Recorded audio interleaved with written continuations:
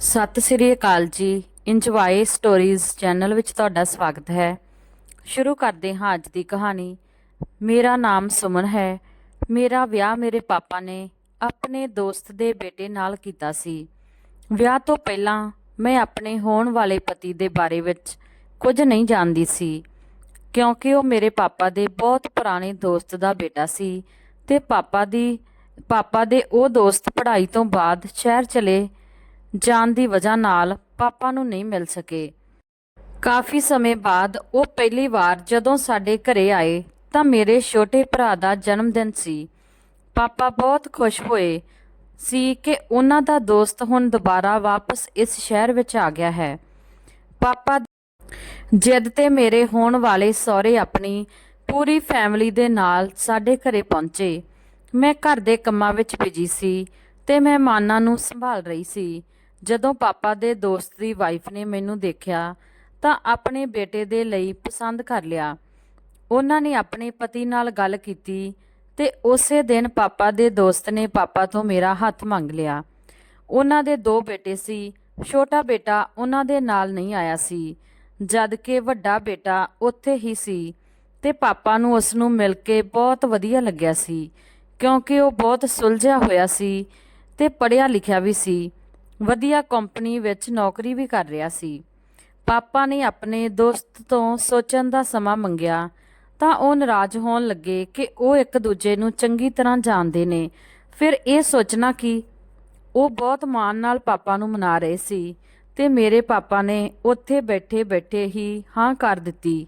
ਕਾਸ਼ ਮੇਰੇ ਪਾਪਾ ਉਦੋਂ ਆਪਣੇ ਦੋਸਤ ਤੇ ਇੰਨਾ ਭਰੋਸਾ ਕਰਨ ਦੀ ਬਜਾਏ ਇੱਕ ਵਾਰ ਸੋਚ ਲੈਂਦੇ।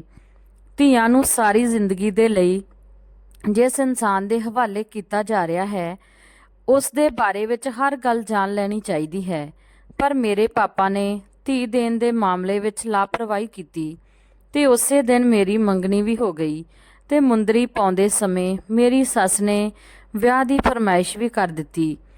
ਉਹਨਾਂ ਦੀ ਇੰਨੀ ਜ਼ਿਆਦਾ ਇੱਛਾ ਨੂੰ ਦੇਖਦੇ ਹੋਏ ਮੇਰੇ ਪਾਪਾ ਨੇ ਮੇਰੀ ਪੜ੍ਹਾਈ ਛਡਵਾਈ ਤੇ ਮੈਨੂੰ ਥੋੜ੍ਹਾ ਬਹੁਤ ਰਸੋਈ ਦਾ ਕੰਮ ਸਿਖਾ ਕੇ ਵਿਦਾ ਕਰ ਦਿੱਤਾ। ਮੇਰੇ ਮਾਪਿਓ ਵਿੱਚੋਂ ਕਿਸੇ ਨੇ ਵੀ ਇਹ ਜਾਣਨ ਦੀ ਕੋਸ਼ਿਸ਼ ਨਹੀਂ ਕੀਤੀ ਕਿ ਮੇਰੇ ਹੋਣ ਵਾਲੇ ਪਤੀ ਨੇ ਬਚਪਨ ਤੋਂ ਜਵਾਨੀ ਤੱਕ ਦਾ ਸਫ਼ਰ ਕਿਵੇਂ ਗੁਜ਼ਾਰਿਆ ਤੇ ਉਸ ਦਾ ਚਰਿੱਤਰ ਕਿਹੋ ਜਿਹਾ ਰਿਹਾ ਸੀ। ਮੇਰੇ ਸਹੁਰੇ ਵਾਲੇ ਬਹੁਤ ਖਾਂਦੇ ਪੀਂਦੇ ਲੋਕ ਸੀ, ਖਾਂਦਾ ਪੀਂਦਾ ਘਰਾਣਾ ਸੀ। ਉਹਨਾਂ ਦਾ ਘਰ ਬਹੁਤ ਵੱਡਾ ਸੀ, ਪਰ ਆਪਣੇ ਸਹੁਰਿਆਂ ਵਿੱਚ ਐਡਜਸਟ ਕਰਨਾ ਮੇਰੇ ਲਈ ਥੋੜ੍ਹਾ ਮੁਸ਼ਕਿਲ ਸਾਬਿਤ ਹੋਇਆ ਸੀ, ਕਿਉਂਕਿ ਇੱਥੋਂ ਦਾ ਮਾਹੌਲ ਬਹੁਤ ਖੁੱਲ੍ਹਾ ਸੀ। ਪਰ ਮੈਂ ਮਹਿਸੂਸ ਕੀਤਾ ਕਿ ਮੇਰਾ ਪਤੀ ਵਿਆਹ ਤੋਂ ਲੈ ਕੇ ਹੁਣ ਤੱਕ ਬਹੁਤ ਹੀ ਆਪਣੇ ਹੀ ਖਿਆਲਾਂ ਵਿੱਚ ਗਵਾਚਿਆ ਹੋਇਆ ਰਹਿੰਦਾ ਹੈ। ਮੈਨੂੰ ਸ਼ੱਕ ਹੋਇਆ ਕਿ ਸ਼ਾਇਦ ਉਹ ਇਸ ਵਿਆਹ ਤੋਂ ਖੁਸ਼ ਨਹੀਂ ਹੈ। ਮੈਂ ਇਹ ਨਹੀਂ ਜਾਣਦੀ ਸੀ ਕਿ ਬਾਕੀ ਸਭ ਨੇ ਇਹ ਗੱਲ ਮਹਿਸੂਸ ਕੀਤੀ ਹੈ ਕਿ ਨਹੀਂ, ਪਰ ਮੈਨੂੰ ਇਹ ਗੱਲ ਬਹੁਤ ਫੀਲ ਹੋ ਰਹੀ ਸੀ। ਮੈਂ ਬਹੁਤ ਸੋਹਣੀ ਕੁੜੀ ਸੀ ਜਿਸ ਨੇ ਹਮੇਸ਼ਾ ਆਪਣੀ ਤਾਰੀਫ ਸੁਣੀ ਸੀ ਤੇ ਵਿਆਹ ਹੁੰਦੇ ਹੀ ਮੈਨੂੰ ਇਹ ਲੱਗਾ ਸੀ ਕਿ ਮੇਰਾ ਪਤੀ ਵੀ ਬਾਕੀ ਸਭ ਦੀ ਤਰ੍ਹਾਂ ਮੇਰੇ ਤੇ ਫਿਦਾ ਹੋ ਜਾਏਗਾ, ਪਰ ਮੇਰੀ ਸੋਚ ਬਿਲਕੁਲ ਗਲਤ ਸਾਬਤ ਹੋਈ। ਮੈਂ ਅਕਸਰ ਰਾਤਾਂ ਨੂੰ ਆਪਣੇ ਪਤੀ ਨੂੰ ਕਮਰੇ ਵਿੱਚ ਟਹਿਲਦਾ ਹੋਇਆ ਦੇਖਦੀ। ਜੇ ਕਦੇ ਮੈਂ ਉੱਠ ਕੇ ਪੁੱਛ ਲੈਂਦੀ ਤਾਂ ਉਹ ਇਸ ਤਰ੍ਹਾਂ ਘਬਰਾ ਜਾਂਦਾ ਜਿਵੇਂ ਉਸ ਦੀ ਕੋਈ ਚੋਰੀ ਫੜੀ ਗਈ ਹੋਵੇ। ਮੈਨੂੰ ਇਸ ਗੱਲ ਤੇ ਬਹੁਤ ਗੁੱਸਾ ਵੀ ਆ ਜਾਂਦਾ ਸੀ, ਕਿਉਂਕਿ ਅਜੇ ਸਾਡੇ ਵਿਆਹ ਨੂੰ ਕੁਝ ਹੀ ਦਿਨ ਹੋਏ ਸੀ ਤੇ ਮੈਂ ਆਪਣੇ ਪਤੀ ਦਾ ਇਹ ਵਰਤਾਅ ਦੇਖ ਰਹੀ ਸੀ। ਮੈਨੂੰ ਹੈਰਾਨੀ ਸੀ ਕਿ ਘਰ ਵਿੱਚ ਕੋਈ ਹੋਰ ਵੀ ਉਸ ਦੀ ਇਸ ਹਾਲਤ ਨੂੰ ਨਹੀਂ ਦੇਖਦਾ ਸੀ। ਨਾ ਜਾਣੇ ਉਹ ਕਿਹੋ ਜਿਹੇ ਲੋਕ ਸੀ ਜੋ ਇੱਕ ਦੂਜੇ ਨੂੰ ਚੰਗੀ ਤਰ੍ਹਾਂ ਜਾਣਦੇ ਤੱਕ ਨਹੀਂ ਸੀ। ਉਹਨਾਂ ਨੂੰ ਫਰਕ ਹੀ ਨਹੀਂ ਪੈਂਦਾ ਸੀ ਕਿ ਕੌਣ ਕਦੋਂ ਉਦਾਸ ਹੈ, ਕੌਣ ਕਦੋਂ ਪਰੇਸ਼ਾਨ ਰਹਿੰਦਾ ਹੈ। ਮੈਂ ਆਪਣੇ ਘਰ ਵਿੱਚ ਹਮੇਸ਼ਾ ਸਭ ਨੂੰ ਇੱਕ ਦੂਜੇ ਦਾ ਖਿਆਲ ਰੱਖਦੇ ਦੇਖਿਆ ਸੀ। ਇੱਕ ਦਿਨ ਮੈਂ ਆਪਣੀ ਸੱਸ ਦੇ ਨਾਲ ਬੈਠ ਕੇ ਗੱਲਾਂ ਕਰਦੀ ਸੀ। ਮੈਨੂੰ ਸਮਝ ਆਈ ਕਿ ਮੇਰੀ ਸੱਸ ਪੜ੍ਹੀ ਲਿਖੀ ਔਰਤ ਸੀ ਜੋ ਖੁਦ ਵੀ ਨੌਕਰੀ ਕਰਦੀ ਸੀ, ਪਰ ਹੁਣ ਉਹ ਸਿਰਫ ਇੱਕ ਸੋਸ਼ਲ ਵੂਮੈਨ ਬਣ ਚੁੱਕੀ ਸੀ। ਸੱਸ ਤੇ ਸਹੁਰਾ ਹਮੇਸ਼ਾ ਬਿਜੀ ਤੇ ਘਰ ਤੋਂ ਬਾਹਰ ਰਹਿੰਦੇ ਸੀ। ਬੱਚਿਆਂ ਨੂੰ ਨੌਕਰਾਣੀ ਨੇ ਪਾਲਿਆ ਸੀ ਤੇ ਜਦ ਉਹ ਵੱਡੇ ਹੋਏ ਤਾਂ ਆਪਣੇ ਆਪਣੇ ਕੰਮਾਂ ਵਿੱਚ ਬਿਜੀ ਹੋ ਗਏ।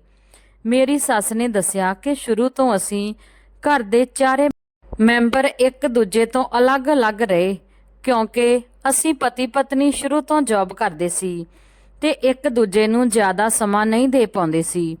ਮੈਨੂੰ ਇਹ ਸੁਣ ਕੇ ਬਹੁਤ ਅਫਸੋਸ ਹੋਇਆ ਸੀ। ਮੈਂ ਉਸ ਦਿਨ ਸੋਚ ਲਿਆ ਕਿ ਚਾਹੇ ਮੇਰੇ ਸਹੁਰਿਆਂ ਵਿੱਚ ਬਾਕੀ ਸਭ ਜਿਵੇਂ ਵੀ ਰਹਿਣ, ਪਰ ਮੈਂ ਆਪਣੇ ਪਤੀ ਵੱਲ ਧਿਆਨ ਦੇਵਾਂਗੀ ਤੇ ਮੈਂ ਆਪਣੇ ਘਰ ਤੇ ਬੱਚਿਆਂ ਨੂੰ ਇੱਕ ਦੂਜੇ ਦਾ ਖਿਆਲ ਰੱਖਣਾ ਸਿਖਾਉਂਗੀ। ਮੈਂ ਆਪਣੇ ਪਤੀ ਨਾਲ ਗੱਲ ਕਰਨ ਦਾ ਸੋਚਿਆ, ਪਰ ਮੈਨੂੰ ਦਿਨ ਦੇ ਸਮੇਂ ਮੌਕਾ ਹੀ ਨਹੀਂ ਮਿਲਦਾ ਸੀ, ਕਿਉਂਕਿ ਉਹ ਫਿਰ ਤੋਂ ਆਪਣੀ ਨੌਕਰੀ ਤੇ ਜਾਣ ਲੱਗਿਆ ਸੀ। ਰਾਤ ਨੂੰ ਜਦੋਂ ਉਹ ਆਉਂਦੇ ਤਾਂ ਇੰਨੇ ਥੱਕੇ ਹੁੰਦੇ ਜਿਵੇਂ ਉਹ ਮਜ਼ਦੂਰੀ ਕਰਕੇ ਆਏ ਹੋਣ। ਅਜੇ ਮੈਂ ਆਪਣੇ ਪਤੀ ਨਾਲ ਗੱਲ ਕਰਨ ਦਾ ਮੌਕਾ ਹੀ ਲੱਭ ਰਹੀ ਸੀ ਕਿ ਇੱਕ ਦਿਨ ਮੇਰੇ ਪਤੀ ਦੀ ਹਾਲਤ ਦਾ ਅਜਿਹਾ ਰਾਜ਼ ਖੁੱਲਿਆ ਜਿਸ ਨੇ ਮੇਰੇ ਪੈਰਾਂ ਹੇਠੋਂ ਜ਼ਮੀਨ ਹੀ ਕੱਢ ਦਿੱਤੀ। ਮੈਂ ਕਦੇ ਸੋਚਿਆ ਵੀ ਨਹੀਂ ਸੀ ਕਿ ਮੇਰਾ ਪਤੀ ਆਪਣੇ ਸਰੀਰ ਵਿੱਚ ਫੈਲਦੀ ਜਾਨਲੇਵਾ ਬਿਮਾਰੀ ਨਾਲ ਲੜਦਾ ਹੋਇਆ ਇਸ ਤਰ੍ਹਾਂ ਬੇਚੈਨ ਤੇ ਗੁੰਮਸੁੰਮ ਰਹਿਣ ਲੱਗਿਆ ਸੀ। ਇੱਕ ਦਿਨ ਮੇਰਾ ਪਤੀ ਆਫਿਸ ਜਾਣ ਦੀ ਤਿਆਰੀ ਕਰਨ ਵਿੱਚ ਬਿਜੀ ਸੀ ਤੇ ਮੈਂ ਰਸੋਈ ਵਿੱਚ ਉਹਨਾਂ ਦੇ ਲਈ ਨਾਸ਼ਤਾ ਤਿਆਰ ਕਰ ਰਹੀ ਸੀ। ਮੈਂ ਨਾਸ਼ਤਾ ਲੈ ਕੇ ਜਦੋਂ ਕਮਰੇ ਵਿੱਚ ਪਹੁੰਚੀ ਤਾਂ ਕਮਰਾ ਖਾਲੀ ਸੀ। ਮੇਰਾ ਪਤੀ ਬਾਥਰੂਮ ਵਿੱਚ ਸੀ। ਮੈਂ ਉਹਨਾਂ ਦਾ ਇੰਤਜ਼ਾਰ ਕਰਦੀ ਰਹੀ, ਪਰ ਜਦੋਂ ਕਾਫੀ ਦੇਰ ਹੋਣ ਤੋਂ ਬਾਅਦ ਵੀ ਮੇਰੇ ਪਤੀ ਕਮਰੇ ਵਿੱਚ ਵਾਪਸ ਨਹੀਂ ਆਏ ਤਾਂ ਮੈਂ ਬਾਥਰੂਮ ਦੇ ਦਰਵਾਜ਼ੇ ਤੇ ਚਲੀ ਗਈ, ਪਰ ਮੈਂ ਸੁੰਨ ਹੋ ਗਈ। ਜਦੋਂ ਦਰਵਾਜ਼ਾ ਖੁੱਲਿਆ ਤਾਂ ਮੈਂ ਭੱਜ ਕੇ ਅੱਗੇ ਗਈ। ਅੰਦਰ ਦੇਖਿਆ ਤਾਂ ਸਾਹਮਣੇ ਦਾ ਦ੍ਰਿਸ਼ ਦੇਖ ਕੇ ਮੇਰੇ ਅੰਦਰ ਘਬਰਾਹਟ ਹੋਰ ਵੱਧ ਗਈ, ਕਿਉਂਕਿ ਮੇਰਾ ਪਤੀ ਵਾਸ਼ ਬੇਸਨ ਦੇ ਕੋਲ ਖੜਾ ਔਖੇ-ਔਖੇ ਸਾਹ ਲੈ ਰਿਹਾ ਸੀ। ਮੈਂ ਅੱਗੇ ਵੱਧ ਕੇ ਉਸ ਨੂੰ ਸੰਭਾਲਣਾ ਚਾਹਿਆ ਤਾਂ ਮੇਰੀ ਨਜ਼ਰ ਪਾਣੀ ਵਿੱਚ ਵਹਿੰਦੇ ਹੋਏ ਲਾਲ ਰੰਗ ਤੇ ਪਈ। ਮੇਰੇ ਪਤੀ ਦੇ ਮੂੰਹ ਵਿੱਚੋਂ ਖੂਨ ਆ ਰਿਹਾ ਸੀ। ਇਹ ਦ੍ਰਿਸ਼ ਦੇਖ ਕੇ ਮੈਂ ਹੈਰਾਨ ਹੋ ਗਈ। ਮੈਂ ਡਰ ਕੇ ਚੀਕਾਂ ਮਾਰਨ ਲੱਗੀ। ਮੇਰਾ ਪਤੀ ਕੰਧ ਦਾ ਸਹਾਰਾ ਲੈ ਕੇ ਫਰਸ਼ ਤੇ ਬੈਠ ਚੁੱਕਿਆ ਸੀ। ਮੇਰੀਆਂ ਚੀਕਾਂ ਨਾਲ ਸਾਰੇ ਉੱਥੇ ਇਕੱਠੇ ਹੋ ਗਏ ਸੀ, ਕਿਉਂਕਿ ਅਜੇ ਸਵੇਰ ਦਾ ਟਾਈਮ ਸੀ। ਸਾਰੇ ਘਰੇ ਹੀ ਸੀ। ਮੇਰਾ ਦਿਓਰ ਵੀ ਇਹਨਾਂ ਦਿਨਾਂ ਵਿੱਚ ਘਰੇ ਆਇਆ ਹੋਇਆ ਸੀ। ਸਭ ਕਮਰੇ ਵਿੱਚ ਆਏ ਤੇ ਮੇਰੇ ਪਤੀ ਨੂੰ ਇਸ ਹਾਲਤ ਵਿੱਚ ਦੇਖ ਕੇ ਉਹਨਾਂ ਦਾ ਸਾਰਿਆਂ ਦਾ ਰੰਗ ਉੱਡ ਗਿਆ। ਮੇਰੇ ਪਤੀ ਨੂੰ ਤੁਰੰਤ ਹਸਪਤਾਲ ਲਿਜਾਇਆ ਗਿਆ। ਮੈਂ ਰੋ ਰੋ ਕੇ ਨਿਢਾਲ ਹੋ ਗਈ। ਅਜੇ ਤਾਂ ਸਾਡੇ ਵਿਆਹ ਨੂੰ ਮੁਸ਼ਕਿਲ ਨਾਲ 1 ਮਹੀਨਾ ਹੀ ਹੋਇਆ ਸੀ ਤੇ ਇਹ ਆਫਤ ਆ ਪਈ। ਘਰ ਵਿੱਚ ਸਭ ਪਰੇਸ਼ਾਨ ਹੋ ਗਏ। ਹਸਪਤਾਲ ਵਿੱਚ ਡਾਕਟਰਾਂ ਨੇ ਕੁਝ ਟੈਸਟ ਵਗੈਰਾ ਕੀਤੇ। ਜੋ ਬਿਮਾਰੀ ਦੱਸੀ ਉਹ ਸਾਡੇ ਲਈ ਸਿਰ ਤੇ ਇੱਕ ਧਮਾਕਾ ਹੀ ਕਰ ਗਈ। ਮੇਰੇ ਪਤੀ ਨੂੰ ਕੈਂਸਰ ਹੋ ਗਿਆ ਸੀ ਤੇ ਪਤਾ ਨਹੀਂ ਇਹ ਬਿਮਾਰੀ ਕਦੋਂ ਤੋਂ ਸੀ ਤੇ ਪੂਰੇ ਘਰ ਨੂੰ ਪਤਾ ਤੱਕ ਨਹੀਂ ਸੀ। ਮੇਰਾ ਸਹੁਰਾ ਤੇ ਦਿਓਰ ਸ਼ਹਿਰ ਦੇ ਚੰਗੇ ਡਾਕਟਰਾਂ ਤੋਂ ਉਹਨਾਂ ਦਾ ਚੈੱਕਅਪ ਕਰਵਾ ਰਹੇ ਸੀ, ਜਦ ਕਿ ਮੈਂ ਤੇ ਮੇਰੀ ਸੱਸ ਸਾਰਾ ਦਿਨ ਉਹਨਾਂ ਦੀ ਸੇਵਾ ਵਿੱਚ ਲੱਗੀਆਂ ਰਹਿੰਦੀਆਂ। ਸਾਨੂੰ ਸਾਰਿਆਂ ਨੂੰ ਉਮੀਦ ਸੀ ਕਿ ਉਹ ਠੀਕ ਹੋ ਜਾਣਗੇ, ਕਿਉਂਕਿ ਡਾਕਟਰ ਨੇ ਕਿਹਾ ਸੀ ਕਿ ਕੈਂਸਰ ਅਜੇ ਇਸ ਸਟੇਜ ਤੇ ਹੈ ਜਿਸ ਵਿੱਚ ਇਲਾਜ ਸੰਭਵ ਹੈ। ਸਾਡੀ ਪਰੇਸ਼ਾਨੀ ਕਾਫੀ ਘੱਟ ਹੋ ਚੁੱਕੀ ਸੀ। ਇੱਕ ਦਿਨ ਮੇਰੇ ਪਤੀ ਨੇ ਮੈਨੂੰ ਕਿਹਾ ਕਿ ਉਹ ਆਖਰੀ ਇੱਛਾ ਦੇ ਤੌਰ ਤੇ ਤੀਰਥ ਯਾਤਰਾ ਕਰਨਾ ਚਾਹੁੰਦੇ ਨੇ। ਇਸ ਇੱਛਾ ਤੇ ਸਭ ਨੇ ਸਿਰ ਹਿਲਾ ਦਿੱਤਾ, ਕਿਉਂਕਿ ਇਹ ਗੱਲ ਤਾਂ ਹੈ ਕਿ ਰੱਬ ਦੇ ਘਰੇ ਜਾ ਕੇ ਕੋਈ ਵੀ ਦੁੱਖ ਬਿਮਾਰੀ ਨਹੀਂ ਰਹਿੰਦੀ ਤੇ ਅਸੀਂ ਸਾਰੇ ਇਹਨਾਂ ਦਿਨਾਂ ਵਿੱਚ ਬਸ ਇਸੇ ਕੋਸ਼ਿਸ਼ ਵਿੱਚ ਸੀ ਕਿ ਮੇਰੇ ਪਤੀ ਦੇ ਅੰਦਰ ਜ਼ਿੰਦਗੀ ਦੀ ਇੱਕ ਨਵੀਂ ਕਿਰਨ ਵਾਪਸ ਆਵੇ ਤੇ ਬਿਮਾਰੀ ਉਹਨਾਂ ਨੂੰ ਪਰੇਸ਼ਾਨ ਨਾ ਕਰੇ। ਆਪਣੇ ਪਤੀ ਦੀ ਇੱਛਾ ਤੇ ਮੈਂ ਵੀ ਉਹਨਾਂ ਦੇ ਨਾਲ ਜਾਣ ਨੂੰ ਤਿਆਰ ਹੋਣ ਲੱਗੀ। ਮੈਂ ਆਪਣੇ ਪਤੀ ਦੀ ਇੱਛਾ ਨੂੰ ਪੂਰਾ ਕਰਨ ਦੇ ਲਈ ਆਪਣੇ ਗਹਿਣੇ ਵੇਚ ਰਹੀ ਸੀ, ਪਰ ਇਸ ਤੋਂ ਪਹਿਲਾਂ ਹੀ ਮੇਰੇ ਸਹੁਰੇ ਨੇ ਮੇਰੇ ਲਈ 4 ਧਾਮ ਯਾਤਰਾ ਦਾ ਪੈਕੇਜ ਬੁੱਕ ਕਰ ਦਿੱਤਾ ਸੀ, ਜੋ ਕਿ ਪੂਰੇ 1 ਮਹੀਨੇ ਦਾ ਸੀ ਤੇ ਨਾਲ ਹੀ ਆਪਣੇ ਕਿਸੇ ਜਾਣਨ ਵਾਲੇ ਨਾਲ ਗੱਲ ਕਰਕੇ ਇੱਕ ਡਾਕਟਰ ਦਾ ਪ੍ਰਬੰਧ ਵੀ ਕਰ ਦਿੱਤਾ ਸੀ। ਸਭ ਨੂੰ ਇਸ ਗੱਲ ਤੋਂ ਸਕੂਨ ਸੀ ਕਿ ਜਦੋਂ ਮੇਰਾ ਪਤੀ ਤੀਰਥ ਯਾਤਰਾ ਕਰੇਗਾ ਤੇ ਨਾਲ ਚੰਗੇ ਡਾਕਟਰ ਦਾ ਇਲਾਜ ਵੀ ਹੁੰਦਾ ਰਹੇਗਾ ਤਾਂ ਜ਼ਰੂਰ ਵਾਪਸੀ ਤੇ ਬਿਮਾਰੀ ਠੀਕ ਹੋ ਚੁੱਕੀ ਹੋਵੇਗੀ। ਅਸੀਂ ਦੋਵੇਂ ਸਭ ਦਾ ਆਸ਼ੀਰਵਾਦ ਲੈ ਕੇ ਰਵਾਨਾ ਹੋ ਗਏ। ਮੇਰੇ ਪਤੀ ਨੇ ਪਹਿਲੀ ਵਾਰ ਮੈਨੂੰ ਮੇਰੇ ਨਾਲ ਖੁੱਲ੍ਹ ਕੇ ਗੱਲਾਂ ਕੀਤੀਆਂ ਸੀ, ਜਿਸ ਦੀ ਵਜ੍ਹਾ ਨਾਲ ਮੈਨੂੰ ਤਸੱਲੀ ਹੋਈ ਸੀ ਕਿ ਹੁਣ ਉਹ ਕਾਫੀ ਹੱਦ ਤੱਕ ਠੀਕ ਨੇ। ਪਰ ਜਿਵੇਂ ਹੀ ਅਸੀਂ ਹਰਿਦੁਆਰ ਪਹੁੰਚੇ ਤਾਂ ਮੇਰੇ ਪਤੀ ਨੇ ਮੈਨੂੰ ਇੱਕ ਕਾਗਜ਼ ਫੜਾ ਦਿੱਤਾ ਤੇ ਬੋਲੇ ਕਿ ਜਦੋਂ ਮੇਰੀ ਆਤਮਾ ਨਿਕਲ ਜਾਵੇ ਮੈਂ ਪ੍ਰਾਣ ਛੱਡ ਦੇਵਾਂ, ਤੂੰ ਸਾਰੇ ਤੀਰਥ ਯਾਤਰਾ ਜਾਰੀ ਰੱਖਣੀ ਹੈ। ਤੇ ਮੈਂ ਤਾਂ ਆਪਣੀ ਪਤੀ ਦੀ ਅਧੂਰੀ ਗੱਲ ਤੇ ਹੀ ਸਹਿਮ ਗਈ ਸੀ, ਇਸ ਲਈ ਬਾਕੀ ਗੱਲ ਤੇ ਧਿਆਨ ਨਾ ਦਿੱਤਾ ਤੇ ਰੋਣ ਲੱਗੀ। ਮੈਂ ਘਰ ਤੋਂ ਦੂਰ ਯਾਤਰਾ ਕਰਕੇ ਪਤੀ ਦੇ ਨਾਲ ਆ ਚੁੱਕੀ ਸੀ ਤੇ ਮੈਨੂੰ ਉਮੀਦ ਸੀ ਕਿ ਇੱਥੇ ਕੋਈ ਪਰੇਸ਼ਾਨੀ ਨਹੀਂ ਹੋਵੇਗੀ। ਪਰ ਇੱਥੇ ਤਾਂ ਆਉਂਦੇ ਹੀ ਜੋ ਗੱਲ ਮੈਨੂੰ ਕਹੀ ਗਈ ਸੀ ਉਹ ਮੇਰੇ ਰੌਂਗਟੇ ਖੜੇ ਕਰ ਗਈ। ਮੇਰੇ ਰੋਣ ਤੇ ਮੇਰਾ ਪਤੀ ਘਬਰਾ ਗਿਆ ਤੇ ਮੈਨੂੰ ਚੁੱਪ ਕਰਾਉਣ ਲੱਗਿਆ। ਜਦੋਂ ਅਸੀਂ ਹੋਟਲ ਦੇ ਕਮਰੇ ਵਿੱਚ ਪਹੁੰਚੇ ਤਾਂ ਮੇਰਾ ਪਤੀ ਸਫ਼ਰ ਦੀ ਥਕਾਵਟ ਦੀ ਵਜ੍ਹਾ ਨਾਲ ਸੌਂ ਗਿਆ ਤੇ ਮੈਂ ਉਹਨਾਂ ਦੀ ਜ਼ਿੰਦਗੀ ਦੇ ਲਈ ਪ੍ਰਾਰਥਨਾ ਕਰਨ ਲੱਗੀ। ਮੈਂ ਸੋਚ ਲਿਆ ਸੀ ਕਿ ਮੈਂ ਇੱਥੇ ਰੋ ਰੋ ਕੇ ਆਪਣੇ ਪਤੀ ਦੇ ਠੀਕ ਹੋਣ ਦੀਆਂ ਅਰਦਾਸਾਂ ਕਰੂੰਗੀ, ਪਰ ਕਦੇ-ਕਦੇ ਸਾਡੀਆਂ ਅਰਦਾਸਾਂ ਤੋਂ ਪਹਿਲਾਂ ਰੱਬ ਆਉਣ ਵਾਲਾ ਸਮਾਂ ਤੇ ਤੈਅ ਕਰ ਚੁੱਕਿਆ ਹੁੰਦਾ ਹੈ। ਸਾਡਾ ਵੀ ਤੀਰਥ ਯਾਤਰਾ ਦਾ ਪਹਿਲਾ ਹੀ ਦਿਨ ਸੀ ਕਿ ਮੇਰੇ ਪਤੀ ਦੀ ਸਿਹਤ ਦਾ ਅਚਾਨਕ ਖਰਾਬ ਹੋ ਗਈ। ਮੈਂ ਡਾਕਟਰ ਦੀ ਮਦਦ ਨਾਲ ਉਹਨਾਂ ਨੂੰ ਐਂਬੂਲੈਂਸ ਵਿੱਚ ਪਾਇਆ ਤੇ ਹਸਪਤਾਲ ਦੇ ਲਈ ਰਵਾਨਾ ਹੋ ਗਈ। ਪਰ ਉੱਥੇ ਪਹੁੰਚਦੇ ਮੈਨੂੰ ਦੇਰ ਹੋ ਗਈ ਸੀ ਤੇ ਮੇਰੇ ਪਤੀ ਨੇ ਉੱਥੇ ਹੀ ਰਸਤੇ ਵਿੱਚ ਦਮ ਤੋੜ ਦਿੱਤਾ। ਮੈਂ ਭਰੀ ਜਵਾਨੀ ਵਿੱਚ ਹੀ ਵਿਧਵਾ ਹੋ ਗਈ। ਮੇਰੇ ਲਈ ਉਹ ਸਮਾਂ ਕਿਆਮਤ ਤੋਂ ਘੱਟ ਨਹੀਂ ਸੀ। ਮੇਰੇ ਨਾਲ ਕੋਈ ਨਹੀਂ ਸੀ ਜੋ ਮੈਨੂੰ ਸਹਾਰਾ ਦਿੰਦਾ ਜਾਂ ਮੇਰਾ ਦੁੱਖ ਵੰਡਦਾ। ਅਰਥੀ ਨੂੰ ਲੈ ਕੇ ਘਰੇ ਲਿਜਾਣ ਦਾ ਸੋਚ ਹੀ ਰਹੀ ਸੀ ਕਿ ਮੈਨੂੰ ਰੋਣਾ ਆ ਰਿਹਾ ਸੀ ਜਦੋਂ ਮੈਨੂੰ ਮੇਰੇ ਦਿਓਰ ਨੇ ਫੋਨ ਤੇ ਦੱਸਿਆ ਕਿ ਮੇਰੇ ਪਤੀ ਨੇ ਇੱਕ ਦਿਨ ਪਹਿਲਾਂ ਹੀ ਆਪਣੇ ਭਰਾ ਨੂੰ ਮੈਸੇਜ ਕਰਕੇ ਕਿਹਾ ਸੀ ਕਿ ਜੇ ਉਹ ਮਰ ਜਾਵੇ ਤਾਂ ਉਸ ਨੂੰ ਉੱਥੇ ਹੀ ਸੰਸਕਾਰ ਕੀਤਾ ਜਾਵੇ। ਮੇਰੀ ਕਿਸਮਤ ਨੇ ਮੇਰੀ ਪੂਰੀ ਤਰ੍ਹਾਂ ਪ੍ਰੀਖਿਆ ਲਈ ਸੀ। ਸੰਸਕਾਰ ਦੀ ਵਿਵਸਥਾ ਵੀ ਉੱਥੇ ਮੌਜੂਦ ਲੋਕਾਂ ਨੇ ਕੀਤੀ ਸੀ ਤੇ ਮੈਂ ਇਕੱਲੀ ਰੋ ਰੋ ਕੇ ਪਾਗਲ ਹੋ ਰਹੀ ਸੀ। 2 ਦਿਨ ਤਾਂ ਮੈਨੂੰ ਕੋਈ ਹੋਸ਼ ਹੀ ਨਹੀਂ ਰਿਹਾ ਸੀ, ਪਰ ਤੀਜੇ ਦਿਨ ਮੈਨੂੰ ਉਸ ਕਾਗਜ਼ ਦਾ ਖਿਆਲ ਆਇਆ ਜੋ ਮੈਨੂੰ ਮੇਰੇ ਪਤੀ ਨੇ ਦਿੱਤਾ ਸੀ। ਮੈਂ ਰੋਂਦੇ ਹੋਏ ਉਹ ਕਾਗਜ਼ ਖੋਲ੍ਹਿਆ ਤੇ ਪੜ੍ਹਨ ਲੱਗੀ। ਜਿਵੇਂ ਜਿਵੇਂ ਮੈਂ ਪੜ੍ਹਦੀ ਗਈ ਮੇਰਾ ਸਰੀਰ ਦੁੱਖ ਨਾਲ ਨਿਢਾਲ ਹੁੰਦਾ ਚਲਾ ਗਿਆ।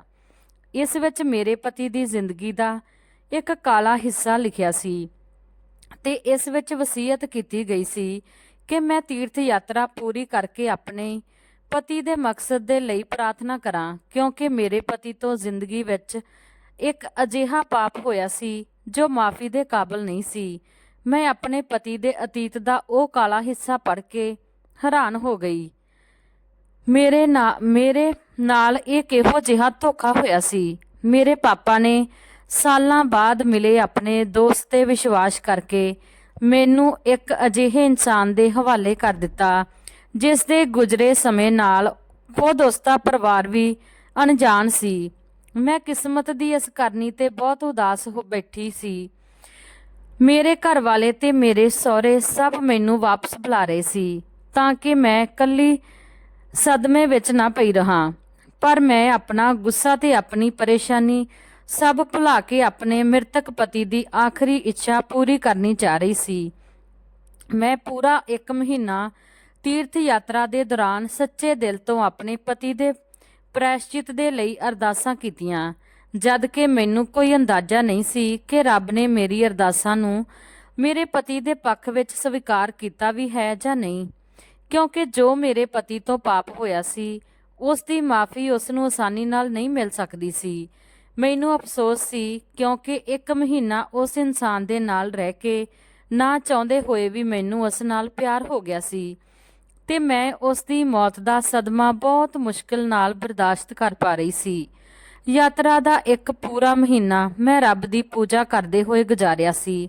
ਜਦੋਂ ਮੈਂ ਘਰੇ ਵਾਪਸ ਗਈ ਤਾਂ ਇਕੱਲੀ ਸੀ ਤੇ ਮੇਰੇ ਨਾਲ ਸਿਰਫ ਮੇਰੇ ਪਤੀ ਦਾ ਸਮਾਨ ਸੀ।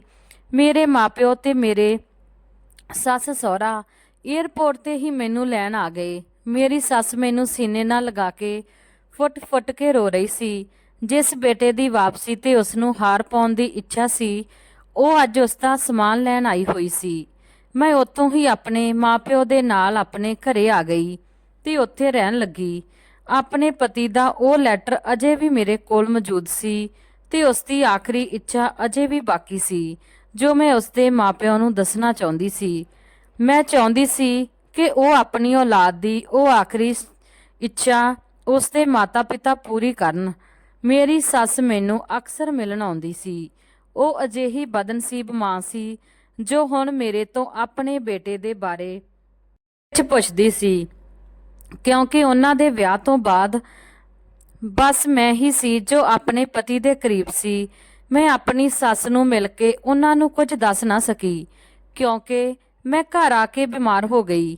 1 ਮਹੀਨੇ ਬਾਅਦ ਇੱਕ ਦਿਨ ਮੇਰੀ ਸੱਸ ਤੇ ਸਹੁਰਾ ਮੈਨੂੰ ਖਾਸ ਤੌਰ ਤੇ ਮਿਲਣ ਆਏ। ਮੈਂ ਅੱਜ ਰਸੋਈ ਵਿੱਚ ਕੰਮ ਕਰ ਰਹੀ ਸੀ। ਮੇਰੇ ਮਾਪਿਓ ਨੇ ਮੈਨੂੰ ਉਹਨਾਂ ਦੇ ਆਉਣ ਦਾ ਕਾਰਨ ਦੱਸਿਆ। ਉਦੋਂ ਮੇਰਾ ਬਰਦਾਸ਼ਤ ਕਰਨ ਦੀ ਸ਼ਕਤੀ ਇੱਕਦਮ ਜਵਾਬ ਦੇ ਗਈ।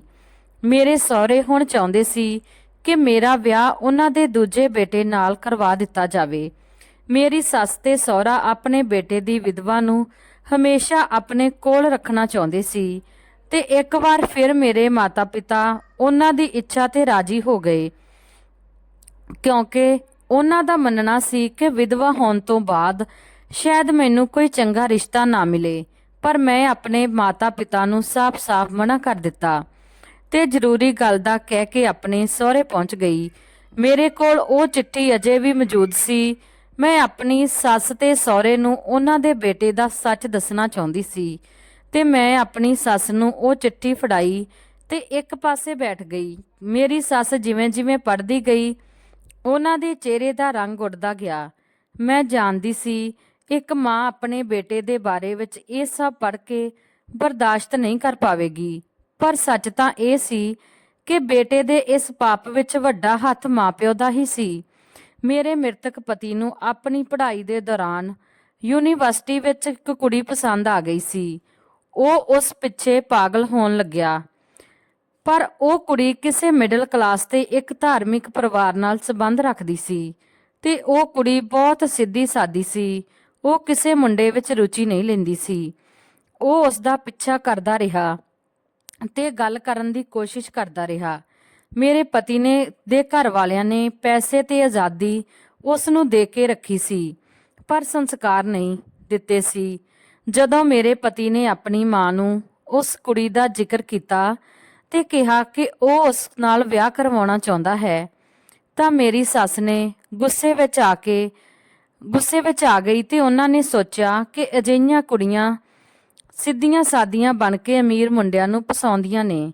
ਮੇਰੀ ਸੱਸ ਦੇ ਮਨਾ ਕਰਨ ਤੋਂ ਬਾਅਦ ਵੀ ਮੇਰਾ ਪਤੀ ਉਸ ਕੁੜੀ ਦੇ ਪਿੱਛੇ ਲੱਗਿਆ ਰਿਹਾ, ਪਰ ਕੁੜੀ ਦੇ ਮਾਪਿਓ ਨੇ ਉਸ ਤੋਂ ਤੰਗ ਆ ਕੇ ਉਸ ਦਾ ਵਿਆਹ ਤੈਅ ਕਰ ਦਿੱਤਾ। ਮੇਰੇ ਪਤੀ ਨੇ ਵਿਆਹ ਦਾ ਸੁਣਿਆ ਤਾਂ ਭੜਕ ਗਿਆ ਤੇ ਦੋਸਤਾਂ ਦੇ ਨਾਲ ਮਿਲ ਕੇ ਉਸ ਕੁੜੀ ਨੂੰ ਅਗਵਾ ਕਰ ਲਿਆ। ਉਸ ਤੇ ਅਯਾਸ਼ ਦੋਸਤ ਦੁਲਹਨ ਬਣੀ ਉਸ ਮਾਸੂਮ ਕੁੜੀ ਨੂੰ ਦੇਖ ਕੇ ਬੇਈਮਾਨ ਹੋ ਗਏ ਤੇ ਮੇਰੇ ਪਤੀ ਨੂੰ ਝੂਠ ਬੋਲ ਦਿੱਤਾ ਕਿ ਤੇਰੇ ਘਰ ਤੋਂ ਫੋਨ ਆਇਆ ਹੈ, ਤੇਰੇ ਪਾਪਾ ਦਾ ਐਕਸੀਡੈਂਟ ਹੋਇਆ ਹੈ। ਮੇਰੇ ਪਤੀ ਨੇ ਉਦੋਂ ਆਪਣਾ ਫੋਨ ਬੰਦ ਕਰ ਦਿੱਤਾ ਸੀ, ਇਸ ਲਈ ਦੋਸਤਾਂ ਦੀ ਗੱਲ ਤੇ ਯਕੀਨ ਕਰ ਬੈਠਿਆ ਤੇ ਕੁੜੀ ਨੂੰ ਆਪਣੇ ਦੋਸਤਾਂ ਦੇ ਹਵਾਲੇ ਕਰਕੇ ਘਰ ਵੱਲ ਭੱਜਿਆ। ਘਰੇ ਪਹੁੰਚਿਆ ਤਾਂ ਪਤਾ ਲੱਗਿਆ ਕਿ ਸਭ ਕੁਝ ਠੀਕ ਹੈ, ਤਾਂ ਉਸ ਨੂੰ ਆਪਣੇ ਅਵਾਰਾ ਦੋਸਤ ਯਾਦ ਆਏ। ਉਹ ਵਾਪਸ ਆ ਗਿਆ ਤਾਂ ਉਹ ਕੁੜੀ ਆਪਣੀ ਇੱਜ਼ਤ ਲੁਟਾ ਚੁੱਕੀ ਸੀ ਤੇ ਮਰ ਚੁੱਕੀ ਸੀ। ਤਾਂ ਮੇਰਾ ਪਤੀ ਤੇ ਉਸ ਦੇ ਦੋਸਤ ਲਾਸ਼ ਨੂੰ ਇਕੱਲਾ ਛੱਡ ਕੇ ਉੱਥੋਂ ਭੱਜ ਗਏ ਸੀ। ਕੁੜੀ ਦੇ ਘਰ ਵਾਲਿਆਂ ਪੁਲਿਸ ਦੀ ਮਦਦ ਨਾਲ ਉਸ ਨੂੰ ਲੱਭਦੇ ਰਹੇ ਤੇ 20 ਦਿਨ ਬਾਅਦ ਉਹਨਾਂ ਨੂੰ ਇੱਕ ਸੁੰਨਸਾਨ ਇਲਾਕੇ ਵਿੱਚ ਕੁੜੀ ਦੀ ਲਾਸ਼ ਮਿਲ ਗਈ। ਇਸ ਸਿੱਧੀ ਸਾਦੀ ਨੇਕ ਕੁੜੀ ਨੂੰ ਅਯਾਸ਼ ਫਿਤਰਤ ਮੁੰਡਿਆਂ ਦੇ ਹੱਥ ਵਿੱਚ ਦੇਣ ਵਾਲਾ ਮੇਰਾ ਪਤੀ ਸੀ, ਪਰ ਉਹ ਇਹ ਗੱਲ ਆਪਣੇ ਅੰਦਰ ਛੁਪਾ ਗਿਆ ਤੇ ਇਸ ਹਾਦਸੇ ਨੂੰ ਕਿਸੇ ਨੂੰ ਖਬਰ ਤੱਕ ਨਹੀਂ ਲੱਗਣ ਦਿੱਤੀ। ਪਰ ਰੱਬ ਸਭ ਕੁਝ ਦੇਖਦਾ ਹੈ। ਮੇਰੇ ਪਤੀ ਨੂੰ ਇਸ ਘਟਨਾ ਤੋਂ ਬਾਅਦ ਇੱਕ ਰਾਤ ਵੀ ਸਕੂਨ ਦੀ ਨੀਂਦ ਨਹੀਂ ਆਈ ਸੀ। 1 ਸਾਲ ਇਸੇ ਤਰ੍ਹਾਂ ਲੰਘ ਗਿਆ। ਫਿਰ ਉਹ ਸਾਰੀ ਫੈਮਿਲੀ ਸਾਡੇ ਸ਼ਹਿਰ ਸ਼ਿਫਟ ਹੋ ਗਈ। ਇੱਥੇ ਉਹਨਾਂ ਨੂੰ ਮੇਰੇ ਪਾਪਾ ਮਿਲ ਗਏ ਤੇ ਮੇਰਾ ਰਿਸ਼ਤਾ ਮੰਗ ਲਿਆ। ਮੇਰਾ ਪਤੀ ਨਵੀਂ ਜ਼ਿੰਦਗੀ ਦੀ ਸ਼ੁਰੂਆਤ ਕਰਨ ਦੇ ਲਈ ਖੁਦ ਨੂੰ ਤਿਆਰ ਕਰ ਚੁੱਕਿਆ ਸੀ, ਪਰ ਉਦੋਂ ਉਸ ਨੂੰ ਇੱਕ ਦਿਨ ਆਪਣੀ ਪੁਰਾਣੀ ਯੂਨੀਵਰਸਿਟੀ ਦਾ ਇੱਕ ਦੋਸਤ ਮਿਲ ਗਿਆ ਤੇ ਉਹ ਮੁੰਡਾ ਉਸੇ ਕੁੜੀ ਦੇ ਏਰੀਏ ਵਿੱਚ ਰਹਿੰਦਾ ਸੀ। ਉਸ ਨੇ ਗੱਲਾਂ-ਗੱਲਾਂ ਵਿੱਚ ਉਸ ਕੁੜੀ ਦੇ ਬਾਰੇ ਵਿੱਚ ਦੱਸਿਆ ਕਿ ਉਸ ਦੀ ਉਸ ਦੀ ਲਾਸ਼ 20 ਦਿਨ ਬਾਅਦ ਜਦੋਂ ਮਿਲੀ ਤਾਂ ਉਸ ਦੀ ਹਾਲਤ ਦੇਖ ਕੇ ਕੁੜੀ ਦੀ ਮਾਂ ਉੱਥੇ ਮੌਕੇ ਤੇ ਹੀ ਮਰ ਗਈ ਤੇ ਪਿਓ ਨੂੰ ਬਹੁਤ ਸਦਮਾ ਲੱਗਿਆ ਸੀ। ਉਹਨਾਂ ਦਾ ਪਰਿਵਾਰ ਅੱਜ ਵੀ ਉਸ ਘਟਨਾ ਤੋਂ ਨਹੀਂ ਨਿਕਲਿਆ ਸੀ। ਕੁੜੀ ਦਾ ਪਿਓ ਅਜੇ ਵੀ ਰੋ ਰੋ ਕੇ ਆਪਣੀ ਧੀ ਦੇ ਮੁਜਰਮਾਂ ਨੂੰ ਬਦਦੁਆਵਾਂ ਦਿੰਦਾ। ਮੇਰਾ ਪਤੀ ਇਹ ਗੱਲ ਸੁਣ ਕੇ ਫਿਰ ਤੋਂ ਡਰ ਗਿਆ। ਉਸ ਦਾ ਦਿਲ ਜਿਵੇਂ ਤਿਵੇਂ ਸੰਭਲਣ ਲੱਗਿਆ ਸੀ, ਪਰ ਆਪਣੇ ਜੁਰਮ ਦੇ ਅਹਿਸਾਸ ਨਾਲ ਉਹ ਫਿਰ ਤੋਂ ਪਰੇਸ਼ਾਨ ਹੋ ਗਿਆ। ਇਹ ਗੱਲ ਜਾਣ ਕੇ ਉਸ ਦੀ ਜ਼ਿੰਦਗੀ ਵਿੱਚ ਫਿਰ ਤੋਂ ਬੇਸਕੂਨੀ ਭਰ ਗਈ। ਜਦੋਂ ਸਾਡਾ ਵਿਆਹ ਹੋਇਆ ਤਾਂ ਉਹ ਆਪਣੀਆਂ ਕੀਤੀਆਂ ਹੋਈਆਂ ਗਲਤੀਆਂ ਤੋਂ ਪਰੇਸ਼ਾਨ ਹੋ ਗਿਆ ਸੀ। ਉਸ ਦੀ ਹਾਲਤ ਦਿਨ ਬ ਦਿਨ ਵਿਗੜਦੀ ਚਲੀ ਜਾ ਰਹੀ ਸੀ ਤੇ ਉਦੋਂ ਇੱਕ ਦਿਨ ਉਸ ਦਾ ਇਹ ਰਾਜ ਖੁੱਲਿਆ ਕਿ ਉਸ ਨੂੰ ਕੈਂਸਰ ਹੈ। ਉਸ ਨੇ ਇਸ ਬਿਮਾਰੀ ਤੇ ਦੁੱਖ ਨੂੰ ਖੁਸ਼ ਹੋ ਕੇ ਸਵੀਕਾਰ ਕੀਤਾ, ਕਿਉਂਕਿ ਉਸ ਨੂੰ ਲੱਗਦਾ ਸੀ ਕਿ ਬਿਮਾਰੀ ਰੱਬ ਦੇ ਵੱਲੋਂ ਉਸ ਦੇ ਪਾਪ ਦੀ ਸਜ਼ਾ ਹੈ ਤੇ ਉਹ ਆਪਣੇ ਪਾਪ ਦੀ ਇਹ ਸਜ਼ਾ ਝੱਲਣ ਦੇ ਲਈ ਤਿਆਰ ਸੀ। ਹੁਣ ਉਹ ਆਪਣੇ ਪਾਪਾਂ ਦੇ ਫਲ ਦੇ ਲਈ ਤੀਰਥ ਯਾਤਰਾ ਤੇ ਜਾਣਾ ਚਾਹੁੰਦਾ ਸੀ। ਉਸ ਦੀ ਇੱਛਾ ਤੇ ਉਸ ਨੂੰ ਤੀਰਥ ਯਾਤਰਾ ਭੇਜਿਆ ਗਿਆ। ਉਸ ਨੇ ਆਪਣੇ ਅਤੀਤ ਦੀ ਛੁਪੀ ਹੋਈ ਉਹ ਗਲਤੀ ਇੱਕ ਕਾਗਜ਼ ਤੇ ਲਿਖ ਕੇ ਮੈਨੂੰ ਦੇ ਦਿੱਤੀ ਤਾਂ ਕਿ ਮੈਂ ਉਸ ਦਾ ਪਾਪ ਜਾਣ ਲਵਾਂ ਤੇ ਰੱਬ ਤੋਂ ਉਸ ਦੇ ਲਈ ਮਾਫੀ ਮੰਗ ਸਕਾਂ। ਉਹ ਰੱਬ ਦੇ ਘਰ ਦੇ ਸਾਹਮਣੇ ਰੋਂਦੇ ਰੋਂਦੇ ਮਰ ਗਿਆ ਤੇ ਮੈਂ ਬਾਕੀ ਦੇ ਦਿਨ ਉਸ ਦੇ ਪਾਪਾਂ ਦੀ ਮਾਫੀ ਦੇ ਲਈ ਪ੍ਰਾਰਥਨਾਵਾਂ ਕਰਦੀ ਰਹੀ। ਮੈਂ ਆਪਣੇ ਪਤੀ ਦੇ ਇਸ ਪਾਪ ਨੂੰ ਭੁਲਾ ਦਿੱਤਾ ਸੀ ਤੇ ਦਿਲ ਤੋਂ ਉਸ ਦੀ ਮਾਫੀ ਦੀਆਂ ਅਰਦਾਸਾਂ ਵੀ ਕੀਤੀਆਂ। ਇਸ ਲਈ ਆਪਣੇ ਦਿਓਰ ਨਾਲ ਵਿਆਹ ਦਾ ਸੁਣ ਕੇ ਮੈਂ ਭੜਕ ਉੱਠੀ। ਮੇਰੀ ਸੱਸ ਉਹ ਚਿੱਠੀ ਪੜ੍ਹ ਕੇ ਰੋ ਰਹੀ ਸੀ ਤੇ ਮੇਰਾ ਸਹੁਰਾ ਆਪਣਾ ਸਿਰ ਝੁਕਾ ਕੇ ਦੁਖੀ ਹਾਲਤ ਵਿੱਚ ਬੈਠਾ ਸੀ। ਕਾਸ਼ ਮਾਪਿਓ ਆਪਣੀ ਔਲਾਦ ਨੂੰ ਆਜ਼ਾਦੀ ਤੇ ਪੈਸਾ ਦਿੰਦੇ ਹੋਏ ਧਿਆਨ ਤੇ ਸਮਾਂ ਵੀ ਦੇਣ ਤਾਂ ਕਿ ਔਲਾਦ ਆਪਣੀ ਹਰ ਪਰੇਸ਼ਾਨੀ ਤੇ ਇੱਛਾ ਆਪਣੇ ਮਾਤਾ ਪਿਤਾ ਨੂੰ ਦੱਸ ਸਕਣ। ਜੇ ਉਸ ਸਮੇਂ ਮੇਰੇ ਮ੍ਰਿਤਕ ਪਤੀ ਦੀ ਖੁਸ਼ੀ ਨੂੰ ਦੇਖ ਕੇ ਮੇਰੀ ਸੱਸ ਉਸ ਕੁੜੀ ਨੂੰ ਐਕਸੈਪਟ ਕਰ ਲੈਂਦੀ ਤਾਂ ਅੱਜ ਇਹ ਦਿਨ ਨਾ ਦੇਖਣਾ ਪੈਂਦਾ ਤੇ ਨਾ ਹੀ ਉਹ ਮਾਸੂਮ ਕੁੜੀ ਤੇ ਉਹ ਸਮਾਂ ਗੁਜ਼ਰਦਾ। ਇਸ ਵਿੱਚ ਮੇਰੇ ਪਤੀ ਨੇ ਦੋ ਇੱਛਾਵਾਂ ਦਸੀਆਂ ਸੀ। ਇੱਕ ਤਾਂ ਉਹਨਾਂ ਨੇ ਰਿਕਵੈਸਟ ਕੀਤੀ ਸੀ ਕਿ ਉਸ ਦੇ ਪਾਪਾਂ ਦੀ ਰੱਬ ਤੋਂ ਮਾਫੀ ਮੰਗੀ ਜਾਵੇ, ਜਦ ਕਿ ਦੂਜੀ ਇੱਛਾ ਇਹ ਸੀ ਕਿ ਉਸ ਦੇ ਵੱਲੋਂ ਉਸ ਕੁੜੀ ਦੇ ਘਰ ਵਾਲਿਆਂ ਤੋਂ ਮਾਫੀ ਮੰਗੀ ਜਾਵੇ ਜੋ ਖੁਦ ਤਾਂ ਇੰਨੀ ਹਿੰਮਤ ਨਹੀਂ ਰੱਖ ਸਕਿਆ ਕਿ ਖੁਦ ਜਾ ਕੇ ਆਪਣੇ ਪਾਪ ਉਹਨਾਂ ਨੂੰ ਦੱਸ ਸਕੇ ਤੇ ਉਹਨਾਂ ਤੋਂ ਮਾਫੀ ਮੰਗ ਸਕੇ। ਮੈਂ ਆਪਣੀ ਸੱਸ ਨੂੰ ਕਹਿ ਦਿੱਤਾ ਸੀ ਕਿ ਉਹ ਉਸ ਕੁੜੀ ਦੇ ਪਿਓ ਤੋਂ ਉਦੋਂ ਤੱਕ ਮਾਫੀ ਮੰਗਦੇ ਰਹਿਣ ਜਦੋਂ ਤੱਕ ਉਹ ਦਿਲ ਤੋਂ ਮਾਫ ਨਾ ਕਰ ਦੇਣ। ਇਸ ਦੇ ਨਾਲ ਹੀ ਮੈਂ ਵਿਆਹ ਦੇ ਲਈ ਵੀ ਮਾਫੀ ਮੰਗ ਲਈ। ਜਿਸ ਘਰ ਵਿੱਚ ਮਾਪਿਓ ਇਹ ਵੀ ਨਹੀਂ ਜਾਣਦੇ ਕਿ ਉਹ ਉਹਨਾਂ ਦੀ ਔਲਾਦ ਕੀ ਗਲਤੀਆਂ ਕਰ ਰਹੀ ਹੈ, ਉੱਥੇ ਉਹਨਾਂ ਦੀ ਔਲਾਦ ਦੇ ਨਾਲ ਸਾਰੀ ਜ਼ਿੰਦਗੀ ਗੁਜ਼ਾਰਨਾ ਬਹੁਤ ਮੁਸ਼ਕਲ ਹੁੰਦਾ ਹੈ। ਦੋਸਤੋ, ਇਹ ਸੀ ਜੀ ਆਪਣੀ ਅੱਜ ਦੀ ਕਹਾਣੀ। ਜੇਕਰ ਤੁਹਾਨੂੰ ਕਹਾਣੀ ਵਧੀਆ ਲੱਗੀ ਤਾਂ ਲਾਈਕ ਸ਼ੇਅਰ ਕਮੈਂਟ ਜ਼ਰੂਰ ਕਰਨਾ ਤੇ ਚੈਨਲ ਨੂੰ ਸਬਸਕ੍ਰਾਈਬ ਕਰਨਾ ਕਦੇ ਨਾ ਭੁੱਲਣਾ। ਕਹਾਣੀ ਸੁਣਨ ਦੇ ਲਈ ਤੁਹਾਡਾ ਬਹੁਤ ਬਹੁਤ ਧੰਨਵਾਦ। ਮਿਲਦੇ ਹਾਂ ਕਿਸੇ ਨਵੀਂ ਕਹਾਣੀ ਦੇ ਨਾਲ। ਤਦ ਤੱਕ ਲਈ ਸਤਿ ਸ੍ਰੀ ਅਕਾਲ ਜੀ।